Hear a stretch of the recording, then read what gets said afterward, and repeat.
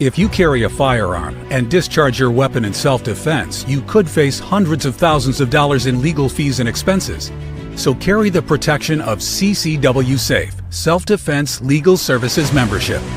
Upfront payment of all criminal and civil defense costs with no out-of-pocket for members.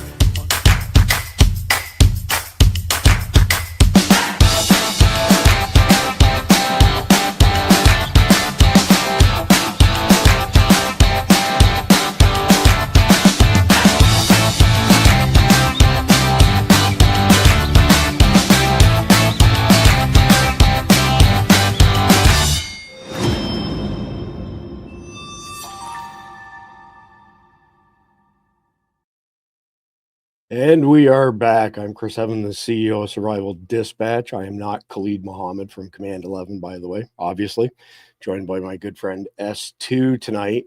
We have not heard from Khalid since 1300 Eastern time today, so 6 hours ago, and we do not know if he's okay or not. Keep in mind, they had recent earthquakes there. He's living in a safe house because of death threats against him. Nonstop death threats against them. So we're hoping and praying that our good friend Khalid is okay. So he went ahead and prepared the brief for tonight. Thank God S2 is with me because he has a lot more knowledge than I do as far as the on-the-ground stuff in Afghanistan is concerned. I have the top level, high-level stuff, but not all the nitty-gritty. So tonight's episode was supposed to be Khalid's debut for the Command 11 SITREP. Hopefully he ends up joining us. Hopefully it's just something as simple as, a power or internet outage that's knocked him down. But I'll do my best to guide us through this. And thankfully I've got S2 riding shotgun with me so we can get through Khalid's brief. So essentially Khalid put this brief together on everything from the August 2021 withdrawal by the, disastrous old Biden withdrawal until now, looked at through the lens of terrorism, a terrorism point of view. But before that, we'll go ahead and do the conflicted question. We've been waiting for Khalid kind of behind the scenes since he didn't show up. It's going to take me 2 seconds here just to get it up on screen and get S2 in so he can read it to y'all. Hang with us till the end of the broadcast. We'll give you our answers to the conflicted question at that point. And here we go. All right, it's all you, S2. Okay, here we go. And before I do that, everybody hit the like or the thumbs up button, whichever platform you may be watching on. Here we go.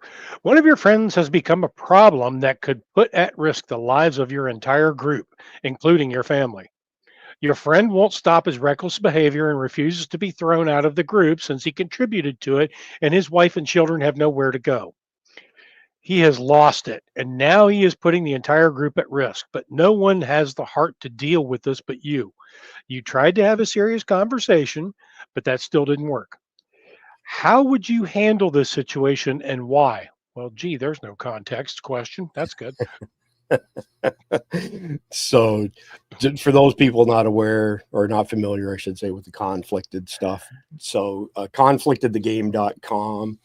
There's 14 card decks. These questions are all set in a post-apocalyptic setting. They always have some element of morality to them, hence the name conflicted. And many times, as S2 just pointed out, there's not a lot of context. So you're really forced to, come up with an answer one way or the other. I can tell you this, the young couple who owned this game, they've since separated, but they bought a large piece of property, a large ranch in North Idaho, like 30 minutes to the closest convenience store and gas station. And that's all that was in this little town. Then you had to go further to get to another one. So, of course, all the neighbors come by introducing themselves. And they're like, oh, it's nice to meet you. What do y'all do? And they said, well, we made some money in commercial real estate. And we own this thing called Conflicted the Game. And would you like to play? So they brought it out and they used it as a way to vet their neighbors. They wanted to see, where they would err on the side of morality with some of these questions. And not surprisingly, one of their neighbors, when given a question along the lines of, how are you preparing for, SHTF, the guy says, preparing? I'm not preparing for anything. If that happens, I'll just take whatever I want by gunpoint. And the couple looked at each other, and after the guy left, they said, well, he'll never come over here again. We'll never invite him back again. So it was a quick and easy way to get a take on this particular gentleman. So that's the story behind Conflicted. So again, you have to bear with me. This is Khalid's brief. By the way, there's a lot of messages go flying by from different platforms. Daryl Walker, I'll just throw it up quickly on screen here. Daryl, I want to say thank you very much. I really appreciate your comment and the sentiment behind it. And we agree. We're hoping that Khalid is safe too. I'm a little bit disconcerted. He's never gone this long or missed any type of commitments. So keep an eye on X tonight. There's a 9-hour difference between East Coast US and Pakistan. So theoretically, at midnight Eastern time tonight, it's 9 a.m. tomorrow morning. And if you don't see anything from him by then that's probably not a good sign. But hopefully, like I say, hopefully it's just an internet outage and he comes along soon. So everything from the U.S. withdrawal in 2021 until now from a terrorism point of view. So basically, everybody knows what happened in Afghanistan, right? There was a plan put in place. The plan that was put in place said we are going to do a measured withdrawal. We are going to destroy equipment that would cost more to bring home than to just leave it there and destroy it. We're going to move some of it out of Afghanistan into some neighboring countries where we have bases. If we have to destroy it from there, we'll do that, so on and so forth. Of course, at the last minute, the Biden admin, and like S2 pointed out, we were talking before the broadcast, it wasn't Joe Biden because he wasn't running anything. We all know that clearly now. But Milley certainly had a big say in this, as well as the fact that, Barack Obama was in the Oval Office on an almost daily basis the past 12 to 18 months of the Biden admin. And when he signed in, by the way, you can look this up, it said Joe time is what it said in the check-in for the White House. Joe time, huh? That's interesting. But anyway, so what we did is we left behind a bunch of equipment, big heavy iron that you guys are aware of. Guys like Mike Sterling, and I'm going to ask S2 about this in a second as well, have said the big stuff, not so much of a concern because a lot of it needed a lot of maintenance and they just don't have the skills to look after that stuff. So a lot of that stuff has gone by the wayside. I wish we didn't leave it there at all, but if it's incapacitated, I suppose that's okay. The problem I have is the $7 billion in small arms is a really big problem. So you've heard our guys before, operators like Mike Glover, Marines like S2, we own the night. So we've left behind full panoramic, latest generation night vision goggles. You're talking night vision that combines infrared and thermal, gives you a heat signature around your targets. The resolution's incredible. And we no longer own the night, number one. Number two, you've heard operators on our channel flat out state that for them, if they were going through Baghdad or Afghanistan, whatever the case may be, and they saw somebody with full quad nods on and an AR, they could let their guard down a little bit because that's one of our guys. Well, that's not the case anymore. And Khalid does a lot of work inside of Afghanistan on the QT, and I can't say a whole lot about it. I can tell you I've seen the pictures, and I've seen the pictures of the bad guys, whether it be Al-Qaeda, ISIS, ISIS-K, TTP, all of them using our equipment over there at night. And so they've elevated their game. It's a huge force multiplier, and that's my biggest concern. Of course, we left behind, all kinds of weapons, machine guns, you name it. S2, give me your take just on the equipment that we left behind before we get into Khalid's brief. Well, where a lot of people aren't really concerned about the big equipment because of its disrepair and having the skills to repair and keep the maintenance up on it. I tend to look at that in a different vein versus China has undoubtedly moved in there and they've taken possession of some of that equipment. So they're reverse engineering a lot of the stuff that we have, or being able to make parts for it, or the Taliban could be selling it on the black market to further their terrorist camps that they're building up in Afghanistan. So whether or not it's of any use to them, as it was left there, they could certainly hire some people to come in and maintain that equipment. They could sell that equipment off. So it is useful in that respect. Yeah, good point. Again, I would not consider myself a Afghanistan expert by any stretch of the imagination. My interest is, as you know, at that high level as far as what's lining up against us, what's the threat to America. That's, and I'm not saying that it's not important knowledge. It's just there's X amount of hours in the day, right? Just like yourself, I work 16, 17 hours a day, 7 days a week, and we just run out of hours each day. So at the end of the day, I would go so far as to say that the chaotic withdrawal was one of the most catastrophic foreign policy disasters in our country's history. We have 13 individuals killed at Abbey Gate that should be alive today. We've created terrorism central, and that's a lot of what Khalid's brief speaks to. And I can speak to some of this off the cuff. Basically, what you have is the Taliban is getting $40 million a week from us to be the so-called peace brokers.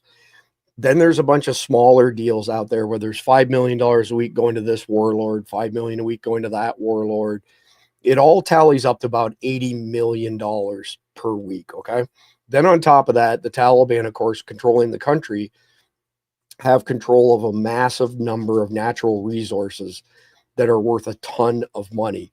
And of course, they're selling those natural resources to China and Russia in particular, making a lot of money off of that. Here's the problem is, so Hamza bin Laden, which is Osama bin Laden, one of his sons, has been presumed dead for years. And we now have 100% confirmation he's not dead. He's walking around in the wide open in Afghanistan like all of the terrorists are. They're thumbing their nose at us and they're laughing their asses off. It doesn't matter what the terrorist group is. They're training out in the open. They're training with our weapons in the open. We don't just have our own intelligence, meaning, like satellite imagery, aerial imagery, ISR imagery. We've got stuff from Khalid as well. They're making zero effort to disguise what they're up to. And why are they making zero effort? Because the Taliban is protecting them. And where it gets really offensive is you've got Sebastian Gorka and Tom Barrack saying, oh, the Taliban, they're a good partner of ours. They're looking after our interests. They have the same objectives as us. The Taliban is basically saying, hey, we'll make sure that Al-Qaeda and ISIS and these other bad guys, we'll keep a lid on it. We'll keep them under control. Don't worry, we got your back. Meanwhile, the Taliban are sending their own warriors out dressed up as Al-Qaeda and ISIS fighters, committing terrorist acts, typically in Pakistan. Pakistan's an easy target for them. It's a third world country. It's their neighbor. They attack there. They come up with a recipe. Then they try to apply the recipe to other parts of the world. Europe will be next. It'll happen before we get attacked, most likely. That's from Sarah Adams and Khalid, by the way. But then the Taliban turns around and says, hey, we killed these 15 guys. And it was the Al-Qaeda that did this. It wasn't us. They're actually even killing some of their own people who are dressed up as Al-Qaeda and ISIS to make it look like, well, we're the good guys. We got your back, Uncle Sam. It's those guys. S2, do you want to add to that a little bit? Yeah, my head was spinning as I was listening to that. And in it went and out it went. So move on. Sure. See, this is most people aren't aware of this, just so you all know out there in the audience. And I've had some-timers for years. It's kind of like Alzheimer's. It's just different. Sometimes I remember, sometimes I forget. What I found as I get older, though, when I hang out with other people my age, Gen Xers in particular, like S2, apparently it's contagious. It spreads to anybody who's in my circle. So anyway, I've given you all the high-level overview. So let's try to get into some of this intelligence that Khalid has gathered. And again, I'm not going to do it as much justice as him. This is his wheelhouse. He's, running ops in Afghanistan. That's why I'm so concerned about him tonight, to be quite frank, because this has not happened before. Things have escalated to the point with threats against him. Again, I have to be careful what I say. Obviously, he has a security detail. In the very recent past, someone tried to breach one of the doors in the safe houses that he's in. He was asleep. He woke up, he put several rounds through the door. His security detail came running from another direction. and nobody caught the guy, but they saw the person basically trying to intrude and kill Khalid in his sleep. So it's not hyperbole. It's not, we're not being drama queens here or anything. I am, as every minute goes on right now, I'm legitimately more and more concerned for Khalid's well-being. So I remember what I was going to say now. Go, there you go. Perfect. Let her rip, Esther. So you mentioned they do their little test runs over in Pakistan, and then you were talking about it bringing them to Europe. There's been reports in parts of the UK that they're finding grenades, crates of grenades, and rifles in hotel rooms. And it's interesting that they're finding all of this stuff because they're supposed to be having this huge UK protest on September 13th, which is 2 days after our September 11th. So is that a coincidence? We'll see. I don't believe in coincidences anymore at all, but that's just me because I'm about this far from being black-pilled these days, just to be honest. All right, so let me see here. Khalid has he had an image in the deck here, and again, you got to forgive me, this is his brief. We didn't know that we were going to be doing this, S2 and I, without Khalid until the last minute, but let me get the media up here. Here it is. I'm not even sure who this guy is just yet. I have to go back to Khalid's draft. So this is from Khalid. When the U.S. went to war in Afghanistan, the fight was against an immature militia, to be polite. The Taliban had never fought a war against the military, never seen an enemy that was different than them, and were unaware of what level of force and lethality was coming for them post 9/11. The U.S. invasion and the shock and awe of President George W. Bush sent them running first for the mountains, then for Pakistan and Iran for safe haven. Okay, so this is one of the mullahs, Mullah Omer, O-M-E-R, and is the founder of the Taliban. Was quoted in 2009 saying, "The Americans have all the watches, but we have all the time," furthering the belief that Afghanistan had always been the graveyard of empires, that's really well said when you consider that Russia essentially got run out by the Mujahideen, and then, I mean, we folded like a cheap suit, but nonetheless, we left them, they've continued to maintain control of their country, regardless of the biggest superpowers getting involved. So Khalid had a bunch of questions here, S2, and I'm going to rip off a couple of them. If any of them are, in your knowledge base, go ahead and speak to them. The first one, and I'll give you all 5 of them one at a time. You tell me if it's something that you're prepped for. But what mistakes do you think the U.S. made with the way Afghanistan democratic setup was made with Karzai and Ghani? So this is not a short answer. That's okay. Let her rip. I have about 8 bullet points on this, 8 mistakes that were made.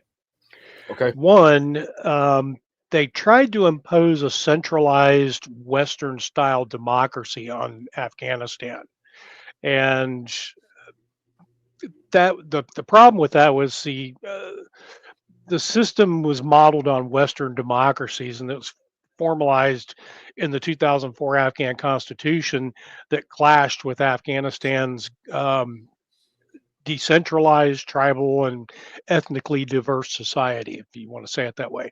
Okay. And the system basically was a centralized system that concentrated power in Kabul. And what that does, there's a cultural piece of this that goes along with that I'll get into. But basically, they alienated the regional power brokers and the local communities accustomed to their government, i.e., the tribal councils. So with Karzai and Ghani, they were both Western educated, and they were seen as out of touch elites that were reliant on U.S. backing rather than local legitimacy. Which, as we know, if we look at it from our standpoint, I'll try to draw a parallel here.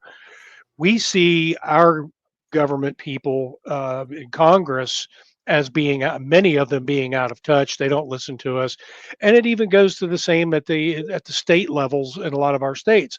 But where shit really happens is at the local and county levels, and that's basically what they did with trying to push this. Was they alienated the county and the local levels of government that they were used to relying on for making decisions in their governance of their locals. So that was one thing, and that centralized model fueled the corruption and inefficiency because it failed to integrate Afghanistan's patchwork of ethnic groups. You had the Pashtuns, the Tajiks, the Hazaras, the Uzbeks, and other tribal networks. And the rural areas where most Afghans lived, they felt neglected, and that basically worked in favor for the Taliban because it helped them to, because they were working at the local levels, they were able to gain their influence at those local levels. So, and those are things that people in the rural outlying areas, they don't give a crap about what's going on up in Kabul. They only care about what's happening down here. So that's one area where they failed. Okay. Secondly, the second bullet point that I have is that they were relying on corrupt and ineffective leaders. The mistake they made was the United States government. I'm just going to say the CIA. We're going to go ahead and say it, Fair enough. and the State Department. They propped up Karzai and Ghani, despite their flaws. Karzai was installed as the interim leader in 2001 at the Bonn conference, and became synonymous with corruption, nepotism, and electoral fraud, i.e., the 2009 election. Okay. And Ghani, while he was less corrupt, he was the lesser of two evils.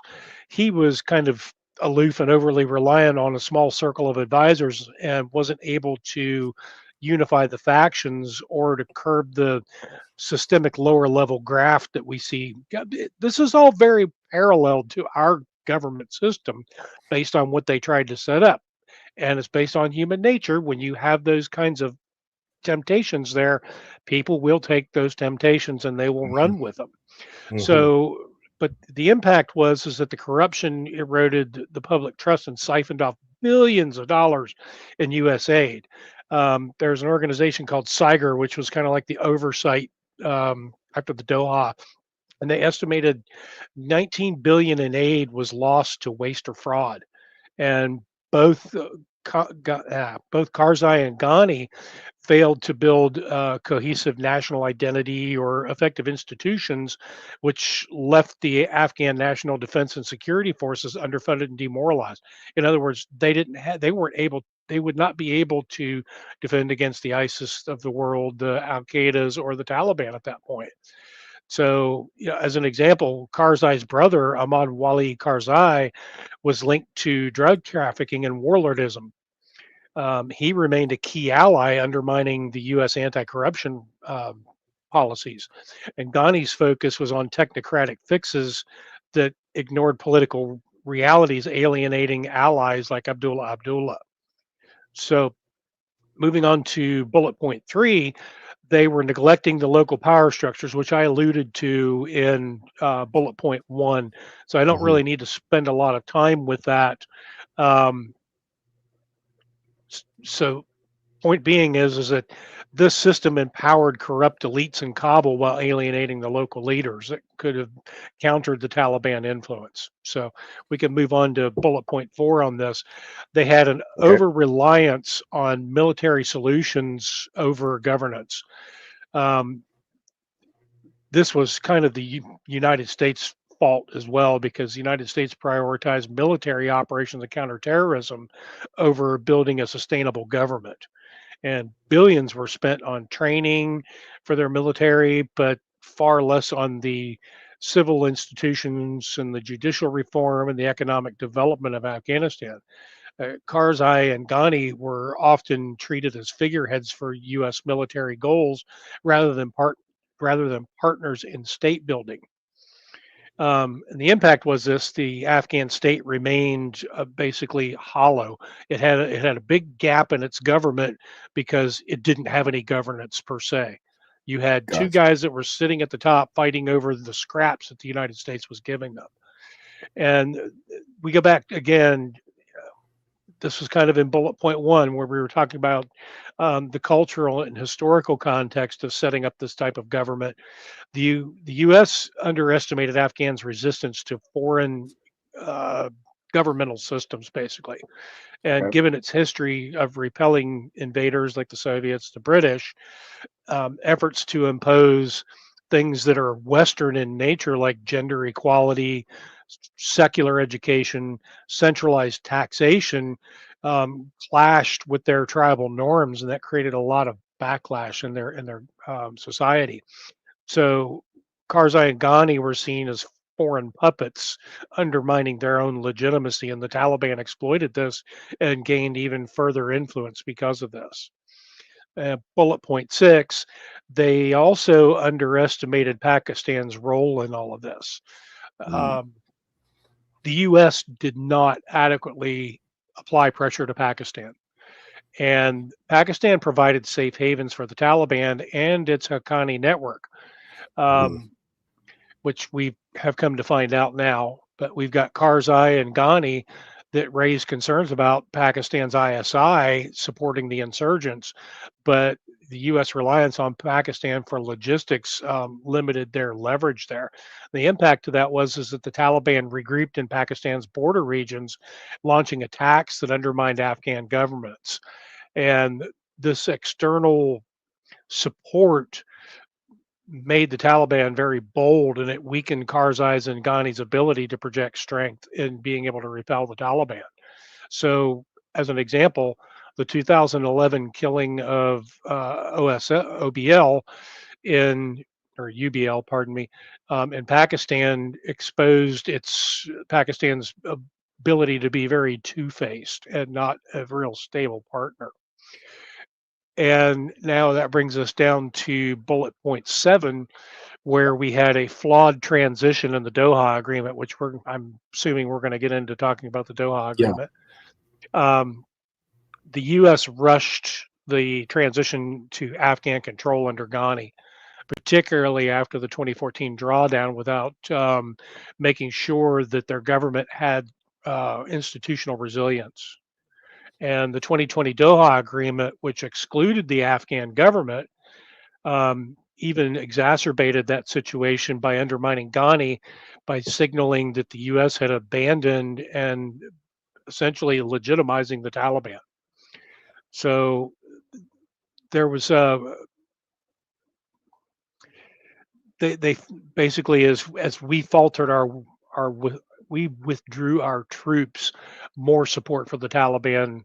And if we want to look at this in terms of propaganda, this is really what a lot of this is Karzai and Ghani shot themselves in the foot, and they basically created their own influence operation for the Taliban to come back in and take control, which brings us down to bullet point 8. We had inconsistent U.S. policy across administrations. Where the United States was involved, we lacked any kind of coherent long-term strategy, with priorities shifting across the Bush administration, where they were more concerned in counterterrorism. We had Obama, who was more concerned with surge and transition. And then we had Trump with the Doha deal, and then we had Biden with the withdrawal. Karzai and Ghani were struggling with these back and forth policies, and they didn't understand it. And personally, I think it was because they were kind of left out of the loop with everything. So the policy swings created a lot of confusion and distrust, and especially with Obama's 2009 surge, adding 30,000 troops, that basically undercut a simultaneous withdrawal timeline, signaling that we were going to be there permanently, which is not what we needed to be doing. So, yeah, those are the 8 bullet pointed mistakes that I see, where we talk about the sustainability of not making sure that they had a sustainable governmental system in place, trying to impose things on the Afghan people that were not within their traditional and cultural norms. That was actually really informative, Esty. I really appreciate that. I'm sure I speak for many people in the audience as well. Just a couple things that I jotted down, nothing earth-shattering, but my impression for many years now, at least going back to the 1990s, is that entire part of the world, pretty much every government over there has this culture of smiling to our faces while stabbing us in the back. whether it's the Pakistanis, the Indians, the Afghanis, whoever, even the Israelis, right? I mean, they're all thick as thieves over there as far as I'm concerned. The other thing is, and you brought up the CIA, of course, and we've touched on this multiple times on the podcast, that we're particularly good at the regime change, but not what comes after the regime change. We seem to have a habit of, pardon me, screwing that up time after time. So anyway, those are the only two bullets that I put down, but that was very educational. Thank you very much. So we'll move into chapter 2, the Taliban installation. Again, this is Khalid's brief. It's not my brief. When it's my brief, I do my best to memorize as much in advance. I didn't do that. I didn't anticipate that Khalid would be MIA. And I got to tell you, as every minute goes on, I'm more and more concerned for his well-being. So, and as you can see across the bottom, as soon as we hear something, we'll let you know. While S2 is speaking, I'm watching everything else on my other, desktops to see if there's anything incoming from him. He hasn't even read any messages since 1300 ET today. So, all right. So one major development happened before the Doha Accords were finalized, which was ISIS launching their Islamic State Khorasan province, ISKP, into Afghanistan in January 2015. ISKP has a weak force in Afghanistan for many years, drawing fighters and commanders from the ranks of disgruntled Tariq-e-Taliban Pakistan, which is, you'll hear us refer to as TTP. Lashkar-e-Taiba and Taliban fighters. ISKP was so weak during the initial years that even ISIS core, or the main leadership, wasn't taking them seriously. It wasn't until after the Taliban took control of Afghanistan and Sanullah Ghaffari was made the emir that ISKP emerged as a real force. Today, ISKP is a real force. So the portion of the brief from Khalid that I just read to you was speaking in past tense, coming forward to now. So I've got a video here. He sent a video to go with this. Let me get it pulled up. And I believe this is Sarah Adams, if memory serves me right. 2 minutes and 20 seconds. I'm going to play the whole video. So an interesting video with our friend Sarah Adams there. So I just got a message from Khalid saying that he's okay, but I can't confirm that it's him. It came across signal. It probably is him, but until we actually speak, I don't want to confirm it 100%, but it sounds like he's okay and that he will be able to join us here at some point in time. So let's hope that somebody else doesn't have his phone in their possession.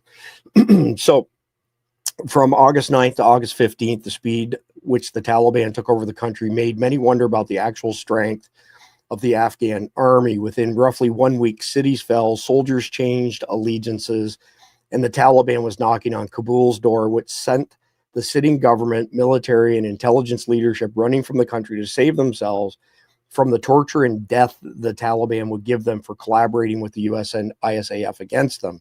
Once the Taliban leadership took over, obviously Al-Qaeda felt returning to Afghanistan was safe for them once again. As the hybrid regime was formed, Al-Qaeda became the force that was in the driving seat, while the Taliban was the front face that dealt with the world. So S2, Khalid had several questions in his brief here, 3 of them. Do you think the stories of a 20-year Taliban shadow government were true with the speed that Afghanistan fell after the Doha Accords is number 1? I don't know if you want to comment on that or not. If not, we'll just move to the next one. No, there's mountains of evidence to prove that. Most certainly there was a shadow government in place. The speed at which the Afghan government fell to the tallies was unprecedented. It was 2 weeks to get rid of an installed government. And the whole damn thing reeks as a CIA coup that had been planned years in advance from the same playbook used in other color revolutions all over the world. The Taliban maintained a parallel government structure in many of their rural Afghan provinces, and since at least the mid 2000s, and this included shadow governors, judges, tax collectors, local administrators who provided services like dispute resolution, justice, and that was via the Sharia courts, and even education, eating with the Afghan government. So the evidence of this is there were reports from the UN Analytical Support and Sanctions Monitoring Team between 2015 and 2020. And Saigar consistently noted that the Taliban's shadow governance. So, and by 2018, the Taliban had shadow governors in all 34 provinces with active control or influence over the 50 to 70% of the Afghan territory. And the Taliban's shadow government was highly organized. It was led by Rabari Shura, who was the leadership council in Quetta, Pakistan, and later Doha. In Kandor, the Taliban ran a parallel tax system, collecting up to 100 million annually by 2020, and that funded their insurgency and governance. And that was per another 2020 UN report. So, yeah, they had a shadow government in place, and just like what happened when Russia invaded them, it was probably aided by the CIA. So yeah, that goes right into the next question in Khalid's brief here that said, how strong do you believe the Taliban network of fighters was to be able to take the country so easily from the Afghanistan army? And if I'm understanding you correctly, they weren't strong enough. They had assistance from the CIA, essentially. Yeah, or some sort of agreement with our State Department. But either way, they had United States backing in this. There's Fair it enough, just fair enough. the whole thing. If we look at every color revolution that's happened all over the world, this is exactly the same shit that our government does. They go in there and stick their nose in things.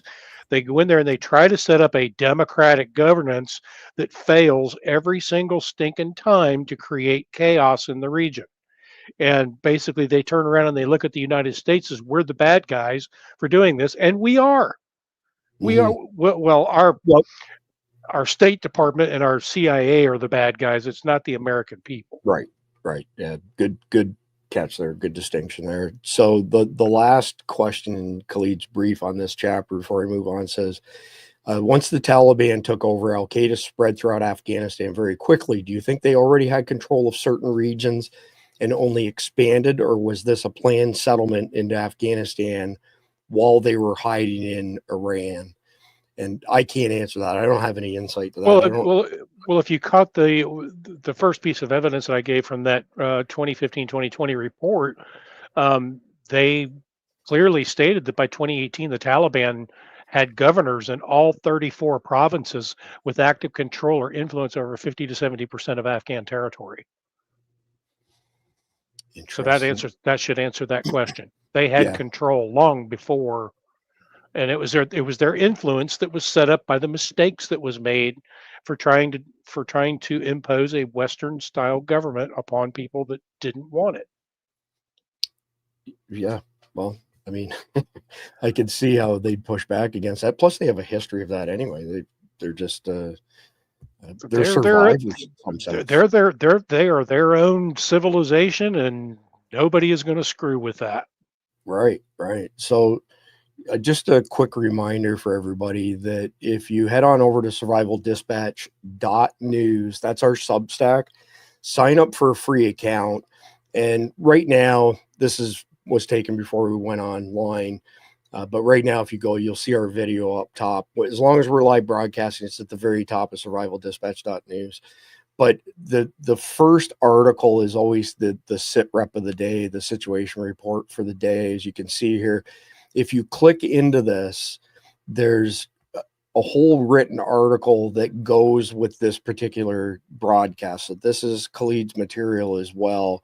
And you'll see all the way down to the bottom here that it's free. Khalid also added half a dozen or 5 different links for additional resources for people who are really interested in this particular topic. So sign up for free. You get the daily sit rep for free. You get it all the way down till you see compliant technologies. Past that are our sources that we use to put together the sit rep of the day. And for our guardians, who we appreciate very much, pay $7.99 a month or $75 a year, which gets them 2.5 months for free. They get all of the sources for our sit reps. They get early access to JJ Morris's instructional videos. They get our entire library of 37 e-magazines that we sell for $9.99 a piece. So $370 there. If you had nothing else actually than just our essentials guide, which is kind of combines the other 36. You would be able to survive just about any type of situation you can imagine. It's very comprehensive. Paying members also get access to our Signal chat. That seems to be the big draw. S2 will tell you there are days when 3,000 messages go through there, information sharing, intelligence sharing. S2 is all over it. Mike Sterling is all over it. We've got guys like Tim Smith, Roger Moore, who's got some stuff he's tending to this week, Dale, Astro Mom, Dee Dee, like the list goes on and on. It's really a high quality exchange of information. We didn't anticipate it was going to be that way, but we're very thankful that it worked out that way. And the one last thing that our paying members get is they get access.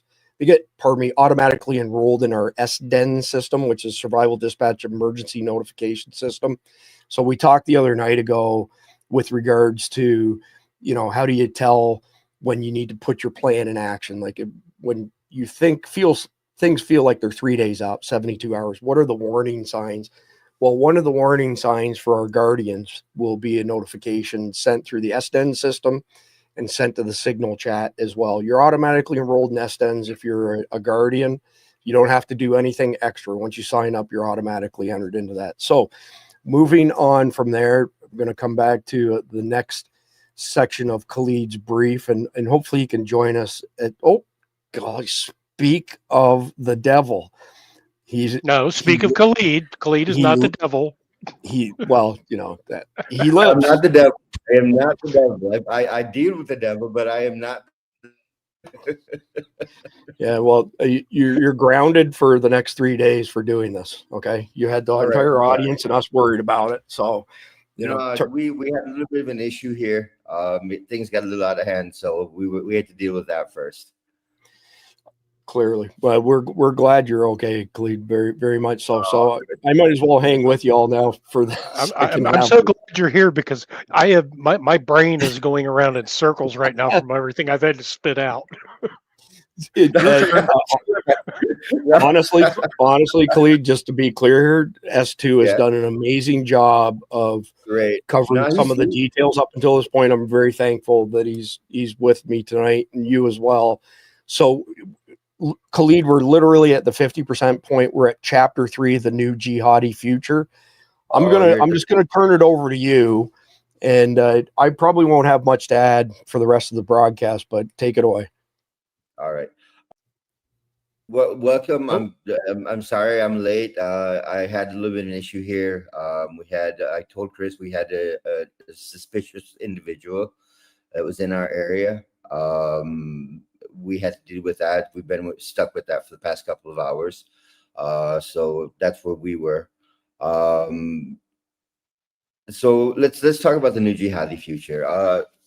2 years into what became Afghanistan after the U.S. withdrawal, Al-Qaeda had complete control of the regime. They had gotten their tentacles completely into the Taliban, and they were doing whatever they wanted to do. They had gotten the Taliban Pakistan working against Pakistan. We had the Indian support in doing that. Baloch Liberation Army, which has been a thorn in the side of Pakistan since the 1980s. They were actively moving. India was supporting them as well. Iran was supporting them as well. Then you also had the East Turkmenistan Islamic movement, which was used as a tool to blackmail China. As long as China would do what the Americans wanted, what the Taliban wanted them to do, there was no problem for them to deal with. With the jihadi chessboard completely changed. I mean, if you remember when the U.S. invaded in 2001, it was a Taliban with an AK-47. They weren't able to fire. They weren't able to move. They weren't able to do anything. After the U.S. invaded, they had so many assets that were left behind that when the Taliban got control, it just became unbelievable the kind of power they had and what they could do. So the Taliban decided, okay, we've got a money-making opportunity here. We've got an opportunity to take some things and do the things that we wanted to do that weren't able to do. So what they did is they said, okay, Osama bin Laden has this dream of an Islamic army, and we can build this. So Sirajuddin Haqqani, Saif al-Adil, Hamza bin Laden all got together and said, okay, let's see, how do we do this? How do we get all these groups together and build this Islamic army that bin Laden wanted? What they did is they start calling in all these groups. They called in all these groups and start saying, okay, listen, we can give you help. We can give you training. We can give you weapons. We can give you money because we have money coming in as well. The drug trade was booming. They were taking money from the Americans. They were taking money from the Russians. They were taking money from the Chinese. They were taking money from Pakistan. They would get huge support from Qatar. Huge support from Qatar. When you had all of that, and Chris, if you put up the image of the Al-Qaeda, the activity in Afghanistan, how much control they actually got of Afghanistan. The area that you see that Al-Qaeda was most active is all the way around the borders, whether it be from China to Pakistan, down to Iran, and then over into the Central Asian republics, because that was the only place that the Taliban hadn't been able to penetrate yet. Tajikistan, Uzbekistan, Turkmenistan, these areas had not been able to be penetrated yet. So what they said, okay, we'll get to those later, but where we have Al-Qaeda affiliates, in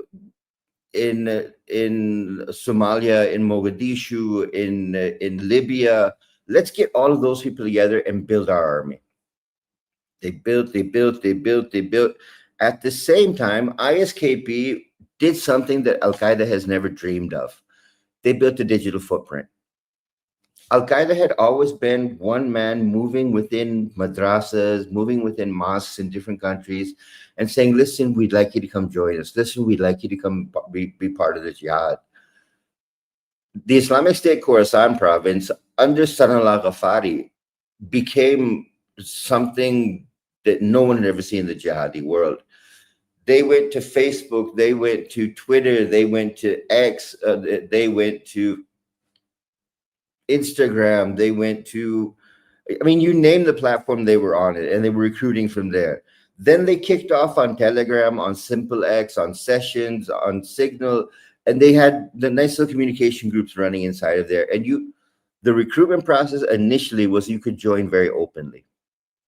Initially, when you joined one of their groups, there was no problem because they were just trying to get people in. And when you join their group, they never say anything. Now, when you try and join one of their groups, there is literally a background check. You put in a request to join, you get a call, and you have depending on where your area is, Pashto, Urdu, Arabic. Someone starts talking to you, asking you who you are, where you're from, where do you live. Someone comes and surveils your house.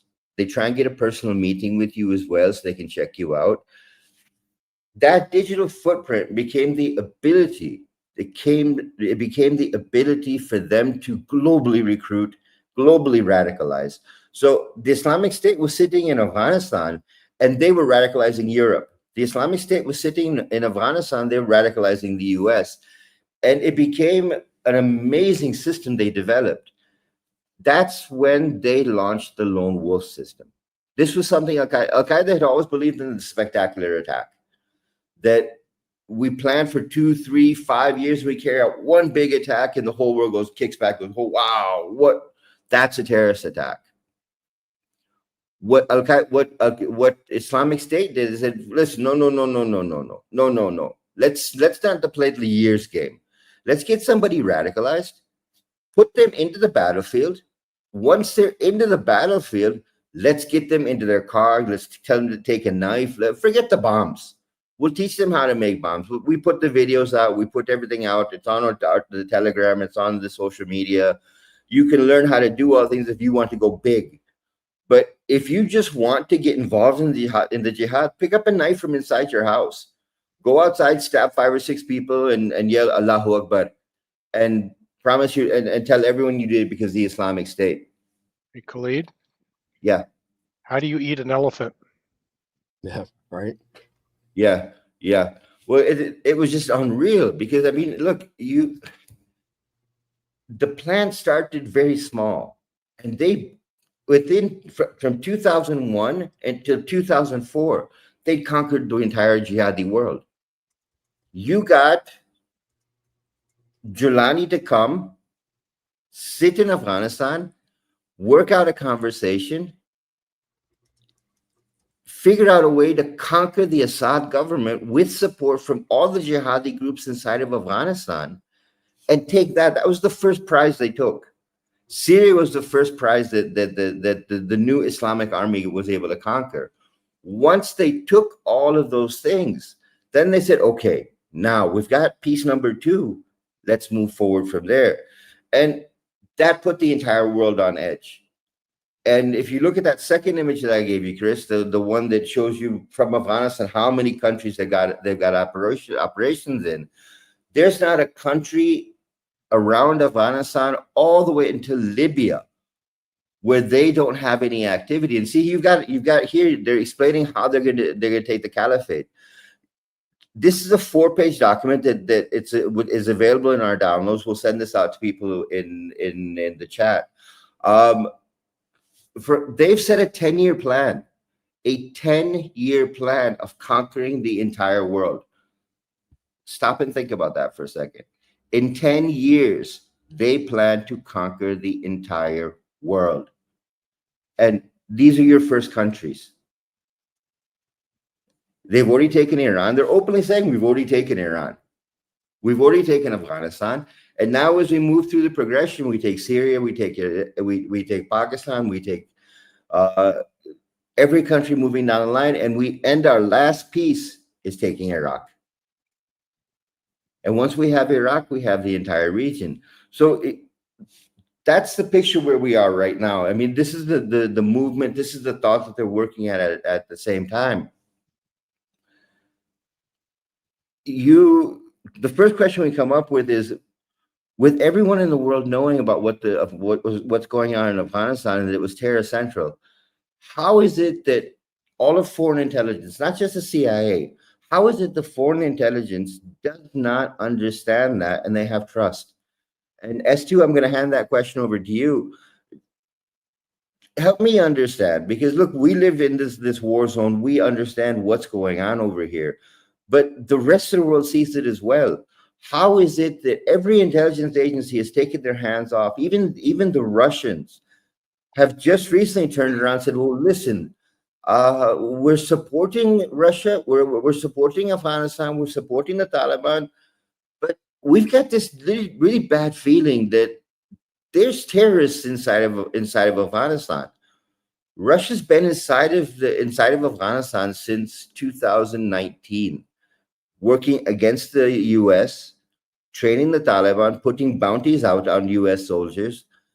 How is it the intelligence agencies have not reacted in any way to what's going on, S2? Well, Chris kind of alluded to this when we started the show, is that it's very obvious over the last few decades that there seems to be a policy over in the Middle East of, we smile to your face, and then as you're backing away, we stick the knife in your back. And that's kind of where I think that, and I think Jeff MD hit this last night too, was if you be nice to us, or we'll be nice to you as long as you don't attack us.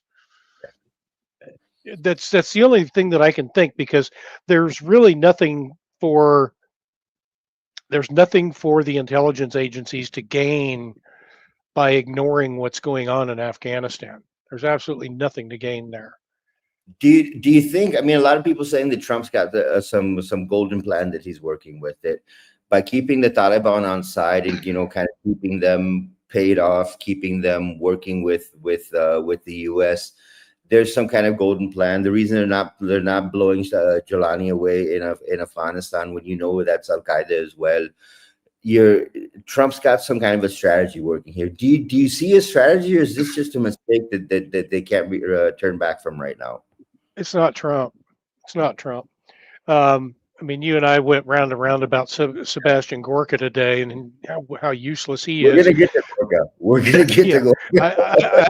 I think that I don't think Trump is making all of the decisions. I think he's got some people in his cabinet that are giving him maybe some not necessarily false information, but not necessarily completely true either. Right. And that's where he makes most of his decisions. He bases a lot of his decisions on what his advisors tell him. And just like with Trump 1.0, he was taking bad advice from bad people. Now I think he's just got people in there that don't really know, that are giving him advice on what they think. It's kind of like with that joker that negotiated the Doha Accord. You know, Yes, Zalmay Khalilzad. Khalid Khalilzad. He was an idiot.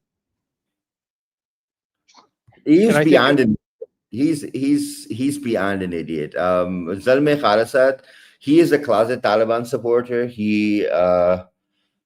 We knew Zalmay when he first started negotiating Doha, and we were following very closely. I agree with you on one point that Trump is getting really bad advice, and it's really obvious he's getting bad advice. But why is he following the advice? I mean, you had Gorka in your first administration, and you brought him back, and you made him director of counterterrorism, which is a huge post to give somebody. And when you know this guy burned you the first time, why would you bring him back and give him that kind of power? And it's very easy for Trump to shut down Zalmay Khalilzad by making with one press conference and going, listen, whatever Zalmay is saying in his press conferences, in his tweets and whatever, that is not U.S. policy. But why do you think Trump's not making the statement? Because we've put forward that Gorka has developed a strategy that we will marginalize Afghanistan so that no one talks about it, no one sees anything that happens with it. And we'll be able to let things happen the way we want it to happen. So do you agree with that statement, or do you think it's I'm off? so. I don't know what goes on inside Trump's head. I've tried to figure that out, but one of the recurring themes that I've been seeing that's been happening is he's been continually hiring and firing people, as we've been seeing in his administration. And I think he puts people in a position where he puts them in the spotlight and they expose themselves, or he just puts them out there and they're already exposed. And I think that's kind of what's going on with Gorka. And I wouldn't be surprised if Pompeo was talking to Gorka. That's an interesting one. Because Pompeo's been spending a lot of time in the Middle East, and he's Pompeo just lost his security clearance too. Yeah. Well, Pompeo lost his security clearance, but when he was part of the administration, he made so many mistakes, and we kept looking at it going, how is this guy still part of the administration? This is back Trump 1.0. If you look at Trump 1.0, he had good intentions when he was negotiating Doha. I mean, that we all understand that. He wanted to get U.S. troops out. And when he wanted to get U.S. troops out, he wanted to hand everything over to the idea was weapons go to Pakistan, and then we move the weapons from Pakistan to Europe, to Asia, to Israel. Yeah, well, to wherever you needed them. I mean, realistically, to wherever, but just don't leave them in Jihadiville. But Biden, in his own stupidity and his own whatever intent he had with changing things the way he did, he created a massive problem. And I'm using this to build up to the second question I've got for you.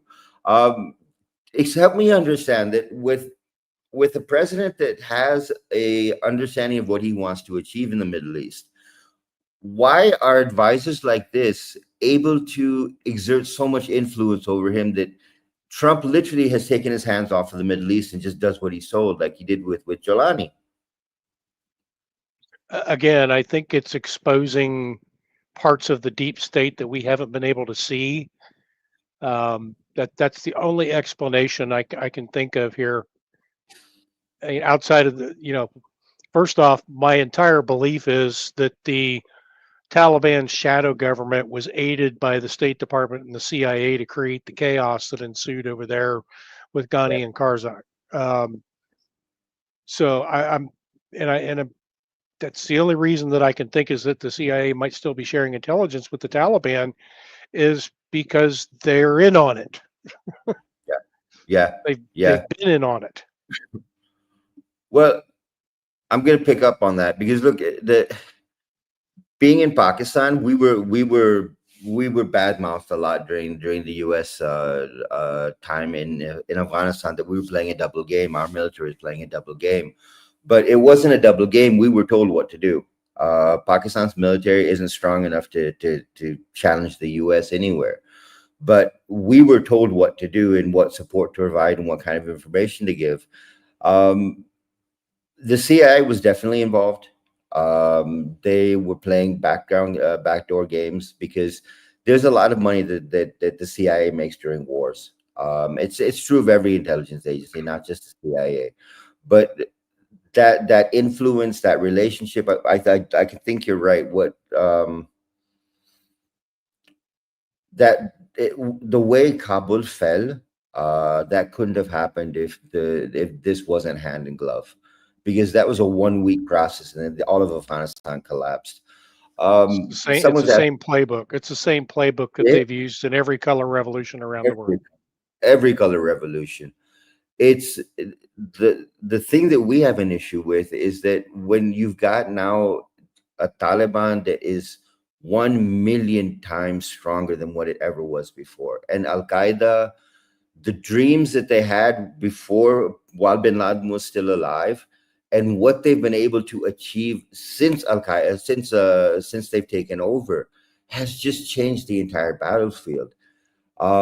Let's focus on Al-Qaeda for a second. I mean, everyone talks about the Al-Qaeda affiliates and says that, no one ever hears about them. Well, that's their intent.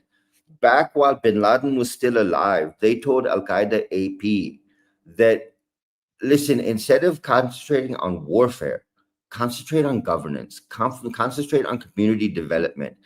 Yep. Get the mentality changed from terrorist group to governance group. So when we decide to bring our government and our country, our group into power in different countries, we already have an established system. So on one side, you were running full terrorism. On the other side, you were running your terrorgrams.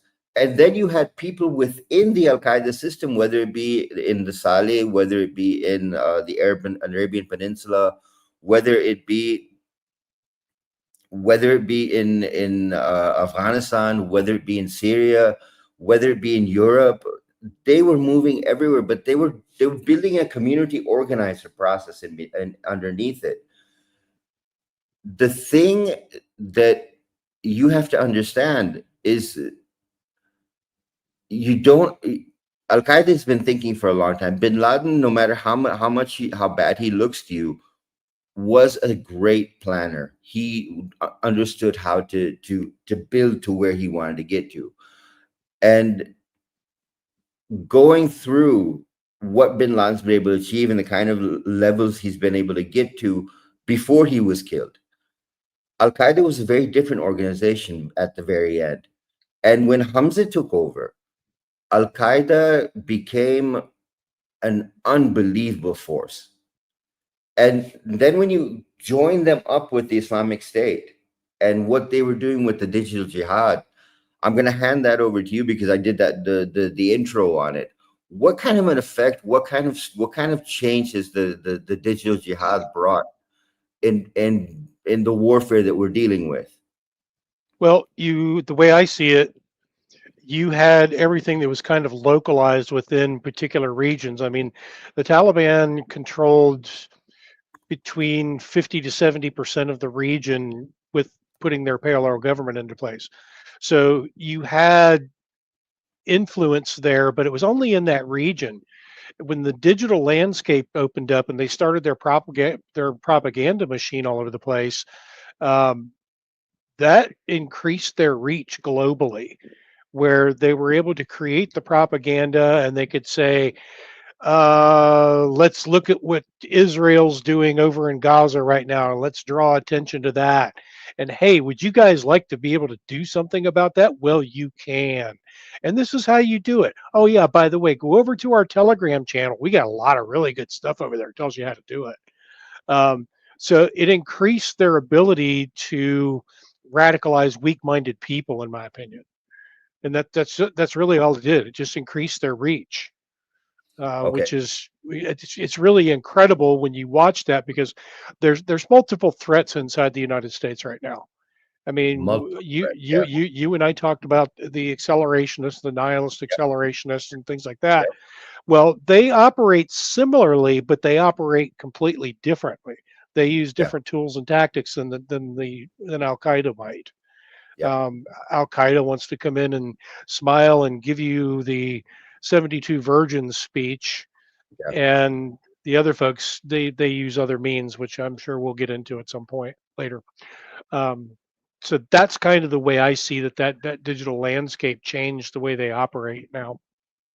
Well, I agree with you. I mean, I agree with you. It's changed the way they operate. But I'm going to pop in with another question because we've talked about another podcast with Chris. The radicalization process it used to take months to achieve. Then they got down to the point where a normal person could be radicalized within 6 weeks. And now they've gotten to the point that if you have a disaffected youth, you can radicalize him in 3 weeks flat. I mean, you've got a time bomb that you can create in anywhere from 3 to 6 weeks. How much has that turned over? How much has that turned over the idea of jihad in the entire world? Well, quite a bit. I mean, if we look all around the world, and it started with COVID, the first step was the destabilization using COVID. And you had the lockdowns, which again was psychological torture. So you had that bit of it going on, where everybody in the world began to distrust their governments, and with good reason. So if we look at the steps that it takes to brainwash somebody, this has not been something that just happened overnight just because Al Qaeda decided they wanted to turn on their digital footprint. This has been brewing for the last 5 years. And when we start looking at the destabilization of society, and a lot of those people being youth, and they're bombarded all day long with things like, look at what your government's doing, you'll never be able to afford a house, and this is what people are doing. They're basically turning the black pill back on everybody in every nation. That makes it that much easier to radicalize somebody. It's a psychological process. Do you think and this is going to piss a lot of people off, this question, but do you think the sheer level of immigrants, the asylum seekers that have gone into all these countries, has that been a massive destabilization for governments in the West, or have we yet to see the effect of what that's going to bring? Because a lot of people went that were pro-Taliban or had terrorist leanings, but no one knew that's where they were coming from.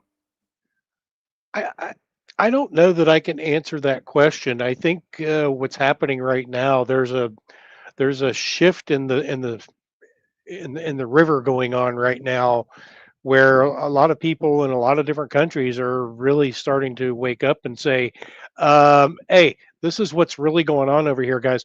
And I think it's what it's done is it has turned us into a situation where it's us and them. There's a fantastic book that a friend of mine, Clay Martin, wrote, called Wrath of the Wendigo. You got to read it, because I mean, all of this crap that he talks about in this book, that was Right. I when I read it, I was like, dude's having a premonition. And a lot Yeah. of the stuff that he was talking about is actually coming true. Okay. Can you expand? What's the name of the book again? Wrath of the Wendigo. Wrath of the Wendigo. Okay. The thing that we don't understand is, and again, I don't want to piss people off, but if anybody watched any of the videos that went on during the People's Conference for Palestine, they are literally screaming insurrection. They are literally screaming insurrection in the U.S. I mean, you had congresswomen.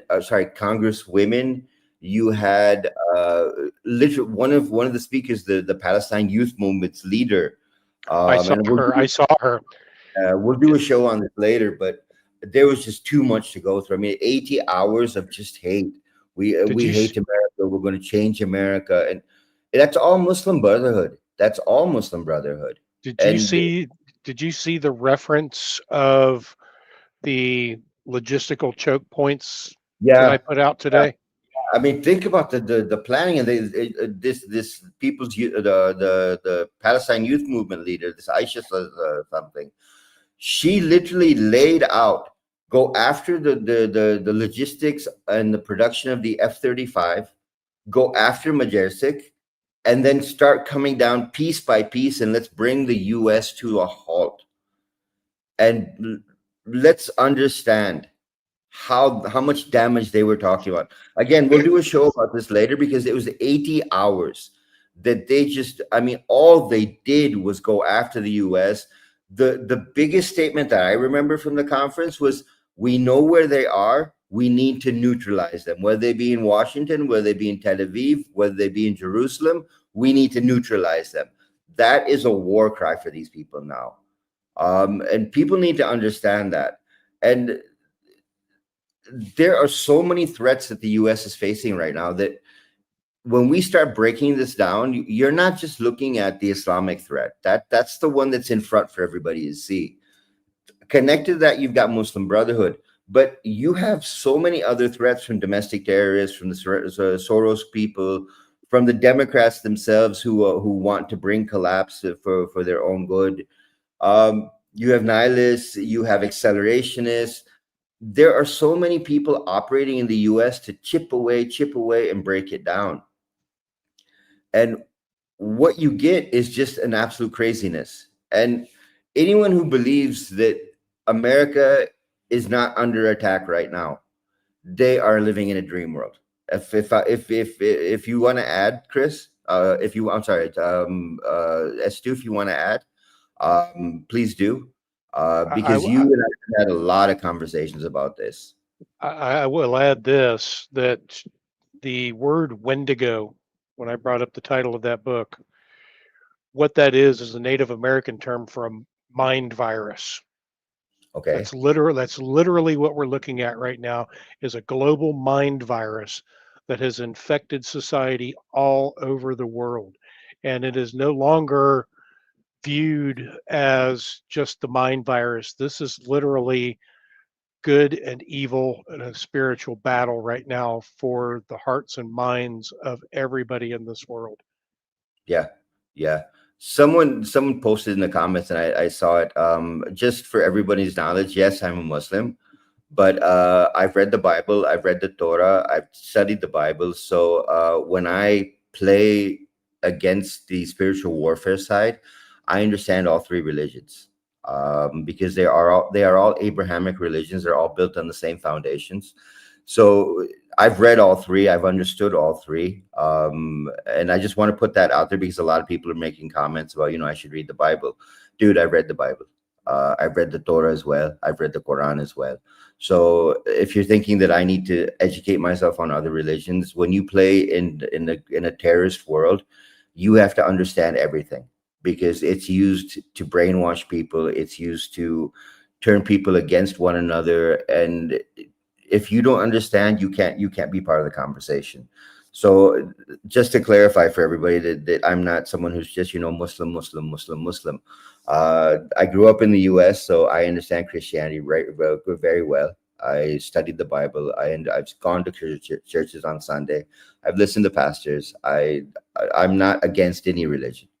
Let's be really clear about that. I'm not against any religion whatsoever. The only thing I'm against is the use of religion to radicalize people and use it for violence, no matter what religion it may be. So let's move into chapter 4 and the future caliphate.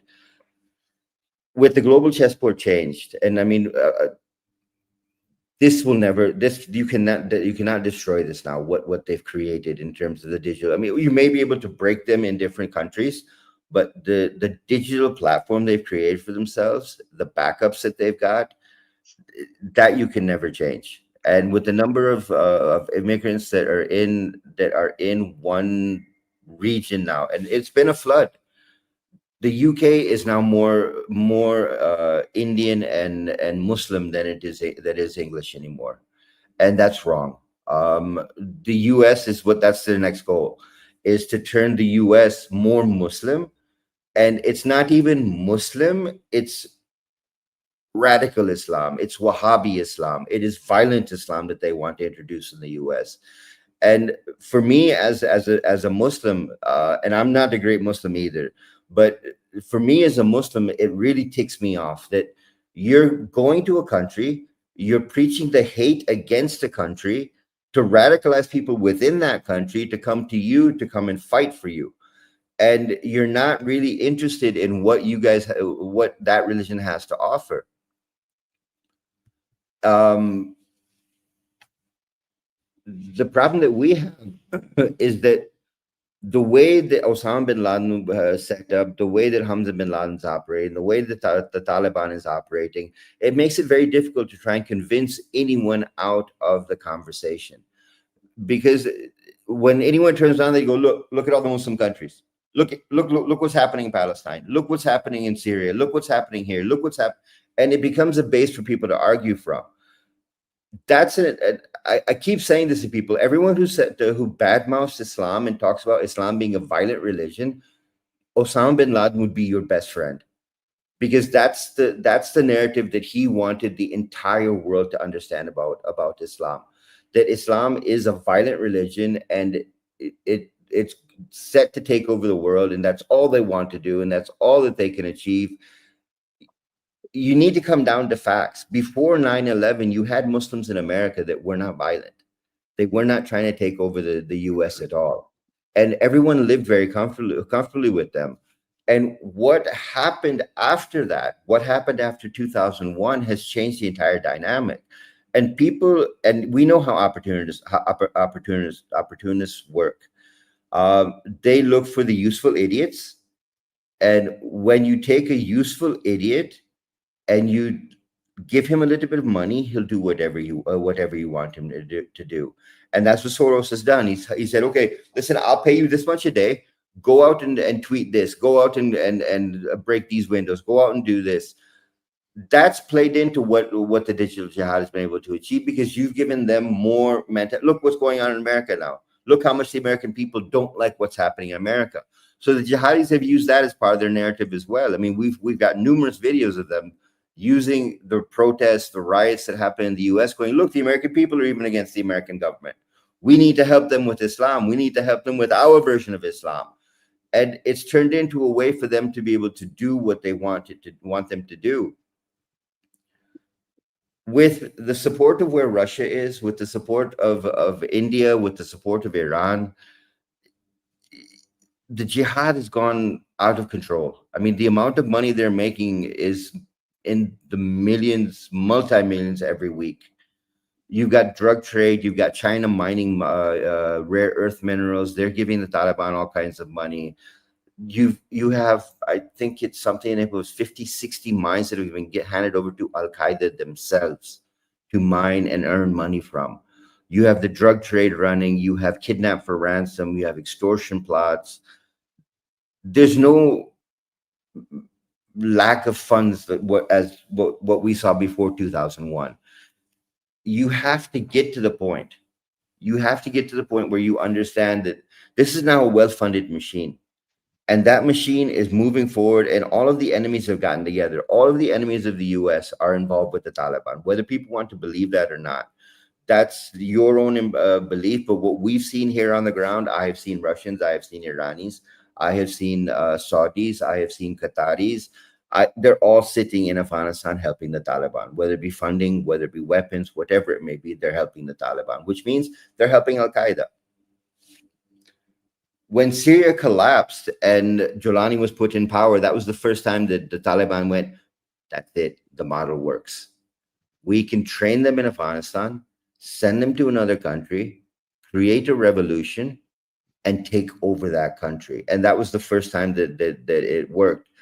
And what Jolani has been turned into, what Jolani has been turned into is a mouthpiece. I mean, when he comes on the 25th of September to speak at the United Nations, he's going to put to Donald Trump that if you want peace in North Africa and in Somalia and Mogadishu, the best thing you can do is put Al-Shabaab into the government.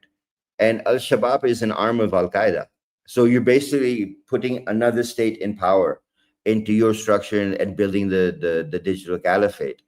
The question I've got for you is, when you look at the graphic, and when we talk about that global caliphate document, and you start wondering where this is going to go, because they built a 10-year plan of what they're going to do to the world. And when you start looking at that and start looking at it from the point of view of, okay, now this is their map, how much have they done?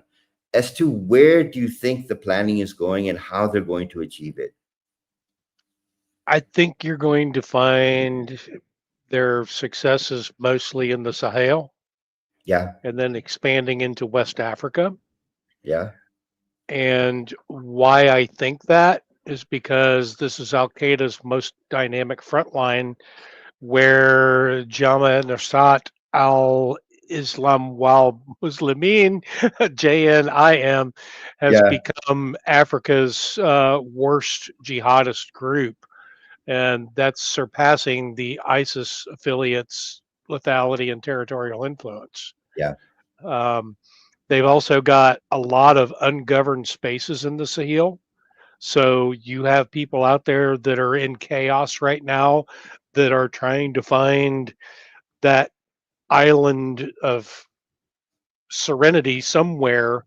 yeah, And if you can move in with your soft power, move a group in like Al Shabaab or the like with soft power, yeah, then you can sweet talk them under your control, and eventually, as we always see, they use that soft power to introduce people to the idea of jihad, and then they move into more radical talks about things about this is what we must do.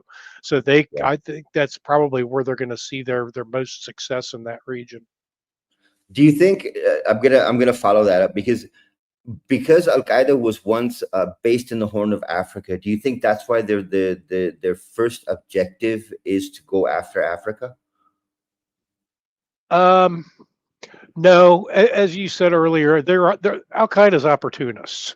I mean, Yeah, they're good planners, but the other groups that they're working with are opportunists. yeah, They see the chaos in Africa, and the chaos has been there for shit 30 years. yeah. So as an opportunist, I'm standing outside and I'm looking, hey, there's an opportunity for me to sow peace in this area by coming in with that soft power. I don't think it has anything to do with where they were born. Okay, okay. Because we know from all the intelligence pictures and all the intelligence files that we've seen that Africa for a long time, Central Africa for a long time was base for Hezbollah, Hamas. They were all training in those deserts because they could hide there. This dates back all the way to when the IRA was still operating. Yeah, yeah. The IRA was out there with them. They were all out there with him. So I mean that for us, it was one of those things we were thinking about. That is it possible that because this is where they were born, this is where they came from, are they maybe thinking, let's get Africa first, get control of Africa, and then move up towards everywhere else? Because Europe is definitely a target. I mean, without doubt, anyone who says Europe is not going to be attacked is smoking crack. France is in trouble. Germany's in trouble. The UK's in trouble. Spain has got a little bit kicking off, but not so much. With the number of things we've seen in the past 7 months happening in Europe, anyone who's saying that Europe is not a target continent before the US, they're just smoking crack in my point of view, because that you're either not paying attention or you're just not smart enough to understand what's happening. But let's come back a little bit. When you look at the regional, because we've got two regions that we're looking at right now. One is the area right around Afghanistan, which is Pakistan, Turkmenistan, Tajikistan, Uzbekistan. Iran's already been converted. You've got China to worry about. You've got Russia, who is a Taliban supporter, but is now starting to have questions about whether they should have supported the Taliban or not.